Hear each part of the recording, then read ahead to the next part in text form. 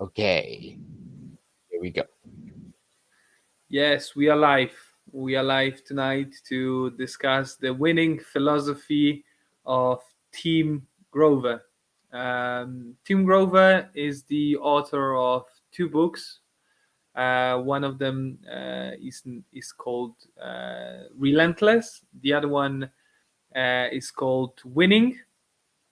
But what's more important, Tim Grover used to coach Michael Jordan, Kobe Bryant, Dwyane Wade, probably some other sports people, mainly from basketball. But he also mentioned about being like mental coach for like big business names. Of course, he didn't reveal anyone, but I guess it's very plausible that he worked with some other important people than only sportsmen.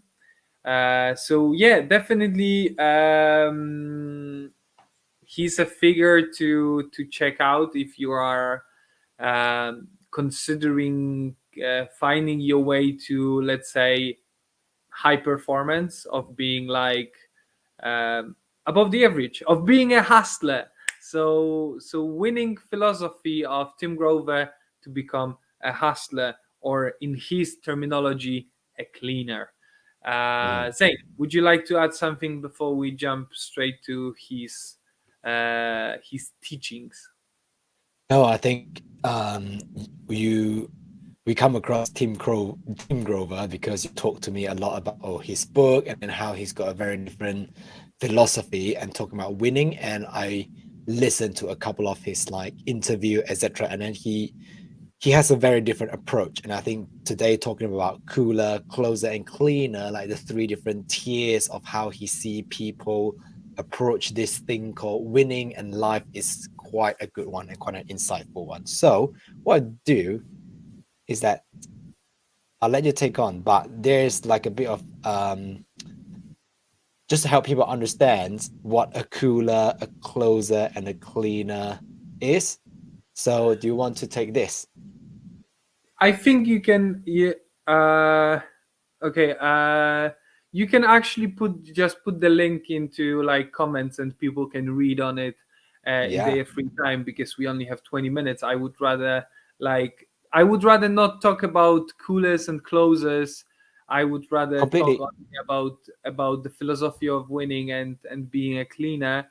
Yeah, Uh, but do you just want to tell the people very, very briefly what's the difference between them? okay, so Kula is the one that does the job that they are given, so probably if you look around in your, let's say, working environment, you will find loads of people who are coolers. They are just doing their job. They are good workers, but nothing really amazing. Then you have closers, people who will deliver great results, uh, but at the same time they are not so convinced about their ability to own a situation, to credit the whole thing to themselves. They would probably find other variables and conditions that have influence on the whole situation. When it comes to cleaners, we will talk about cleaners today. Cleaners are like the best of the best, whatever. So if you meet someone in your vertical, let it be some sport or industry or a company, and you see that someone is miles ahead of everyone, he or she is probably cleaner. Like, Mm. he's like fully dedicated. He's making sacrifices that no one else is willing to make. And actually, we will talk about the philosophy that is, let's say, behind the scene engineer of being relentless, of being a cleaner. Mm. Cool. Shall we talk about it? Yes. So first thought that I prepared some notes for myself. So one of the first notes from Tim Grover, to be relentless means expecting from yourself more than anyone would ever expect from you. So uh, it's I think this idea is quite interesting because like very often people are looking for someone who will I don't know, supervise them, to who will keep them on track, and the idea of being a cleaner, of being relentless, by Tim Grover, is the fact that you cannot find anyone to keep you on track, because no one will expect from you as much as you expect from yourself. Mm, So it's about expectations, it's about ambitions, and it's about having greater ambitions than anyone could ever imagine, and I guess that's what pushed the likes of Michael Jordan to greatness in their sports and disciplines, right? So I guess even Tim Grover, when he started working with Michael Jordan, he didn't expect from Michael Jordan to win so many titles. I guess Michael Jordan expected it from himself, but Tim Grover didn't expect it from him. Tim Grover started working with Michael, and I think it was 87 or 88, and he was like straight from college, and he contacted like Chicago Bulls, and then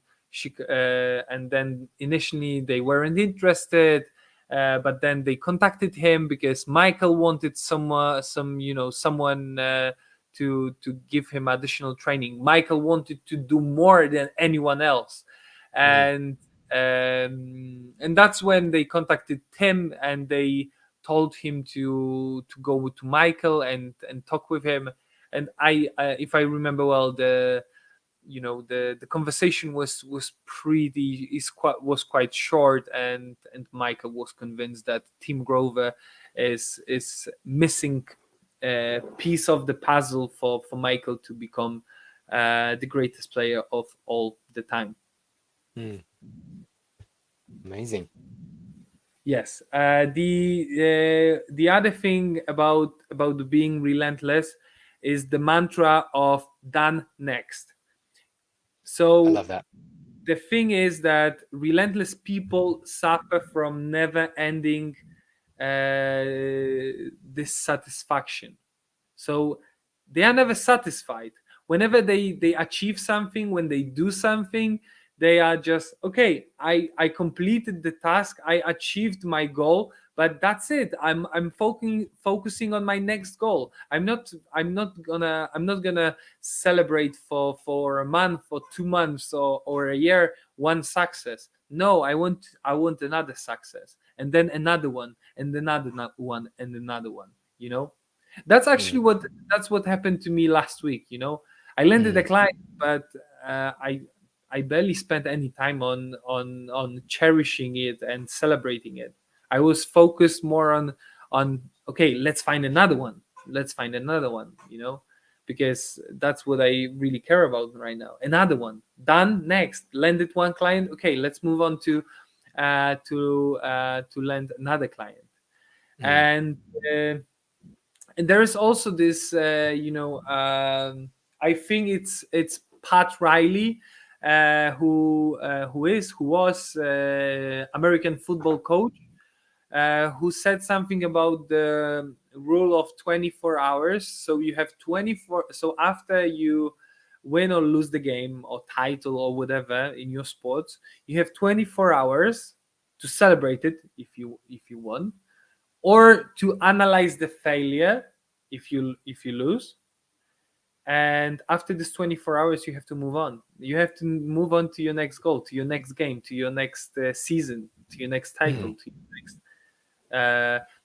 I'm not telling you to, when you are in a business like me. So having many meetings and many conversations. So if you take one meeting or one conversation as a failure, I don't want you to think about it for 24 hours. Okay, Mm. take some time to think about it, but don't think about it too long. Take some time to celebrate it, but don't celebrate it too more, because Yeah. actually that's what happened to me a couple of times. I was celebrating so much, cherishing the fact that I have achieved something in my business, that I forgot to move to the next goal, to the next task, Mm. right? Mm. uh, Exactly. I think that's a good point. In terms of just not dwelling too much on what has already happened, whether it's a good thing or a bad thing. Like once if it's a bad thing, then don't keep thinking like, oh, it's bad, and then 2 days later it's still like this. 3 days later, 1 week later, it's like, come on, that's enough. Like, I like what you said about the rule of 24 hours. It's like, give yourself 24 hours, then move on. And I think I did a training with personal development with like Tony Robbins, and then he always says he's got a 90-second rule. He trained himself to have a 90-second rule, and then he says everything that's bad that has happened, he gives himself 90 seconds to go from that state back to a state which he calls back to like appreciative, a nice state, so that you can go again. So it's like it doesn't come naturally. We like to just stick onto things, but we have to like train ourselves, our principles, so that we can go over it, whether it's good or bad, celebrate it, or dwell on what didn't work, and then just move past it and go on to the next thing. I think that's a really good. I like that principle. That principle for me, I think it's really good. yeah, definitely. Mm. uh, two next things Go that for I'm it. gonna tell you about are very controversial, but Oh, I see points in it. So connecting with your dark side and translating it into strength, into determination. So the best example that I've heard of about translating dark side into being successful is actually Tiger Woods. Tiger no. Woods, when he was like the best of the best, he was, he was sexaholic.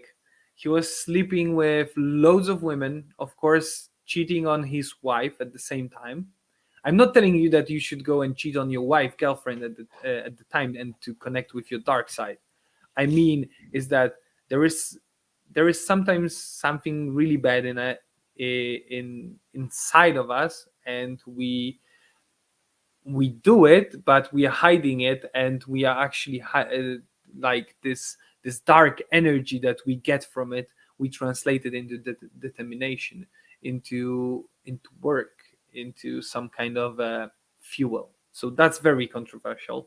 That's one of the controversial things. The other controversial thing that I found from Tim Grover is the fact that, so let's say in culture overall, we assume that children, that kids, babies are born good, and the environment turns them into bad people, right?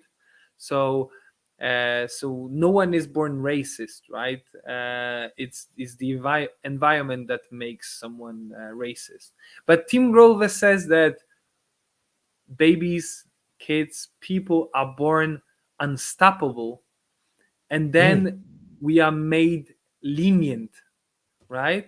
So, uh, can you? I don't know if you have any younger kids in your family, but have you ever noticed how when people are babies, how they are determined to get Mm. something that they shouldn't get, but they are so determined to get it, Like a and sweet, like a toy.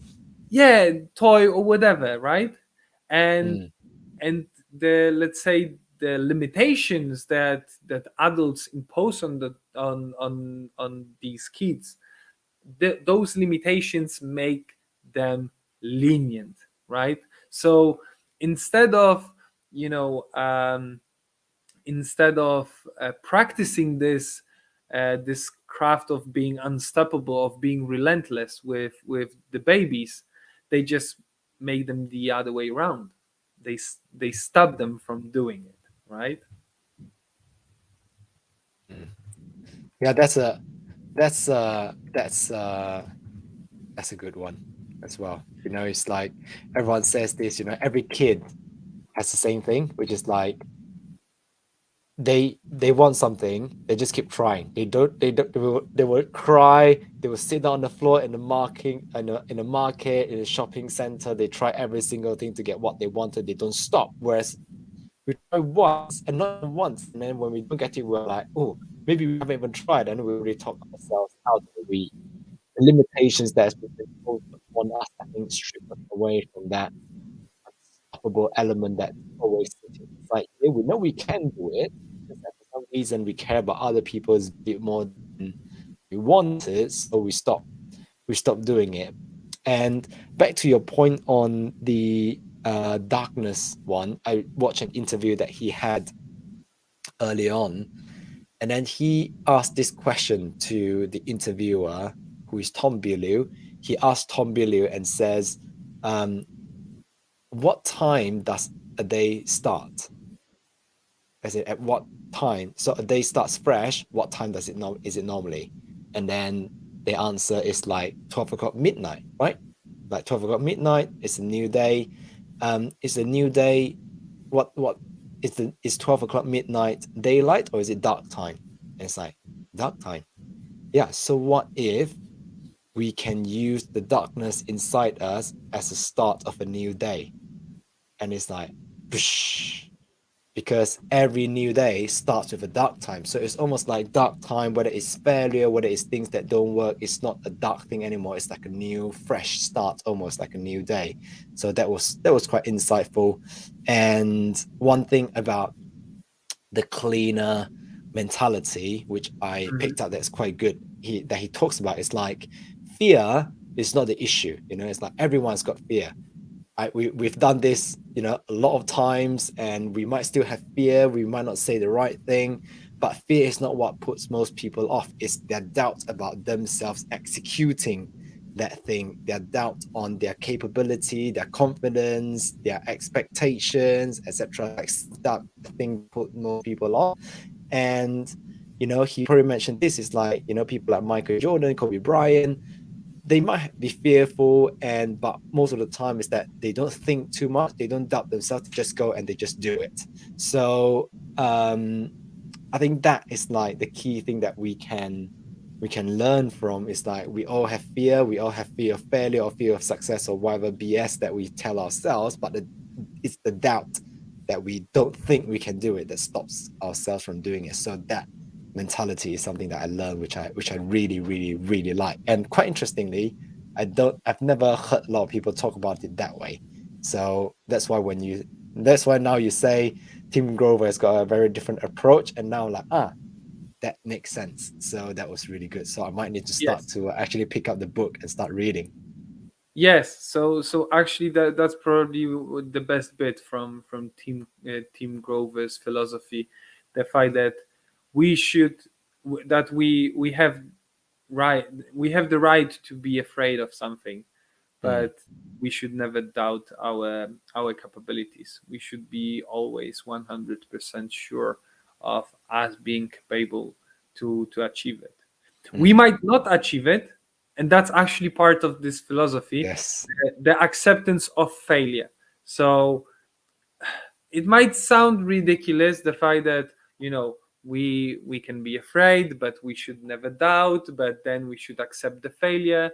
But it might seem contradictory to each other, but actually it makes the whole thing, yeah, It makes good, sense. and it makes sense. Yeah. Okay, so I think Wonderful. that's it from us for tonight. I hope everyone who was watching it and who will be listening to it or watching it in the future will benefit from this episode. Uh, you know what? Looking at my notes, we have few more bits that we didn't talked about in the context of Tim Grover. So probably in the Part future two. we might organize part two. But for Mm, now, that's it. We talked about the most important assumptions of this winning philosophy. sounds good. Okay, we'll leave it there, and we will come back again next week. Yes. Go, Good night, go be a everyone. cleaner. Go be Yes, a go be a cleaner. cleaner. Go be a cleaner. All right.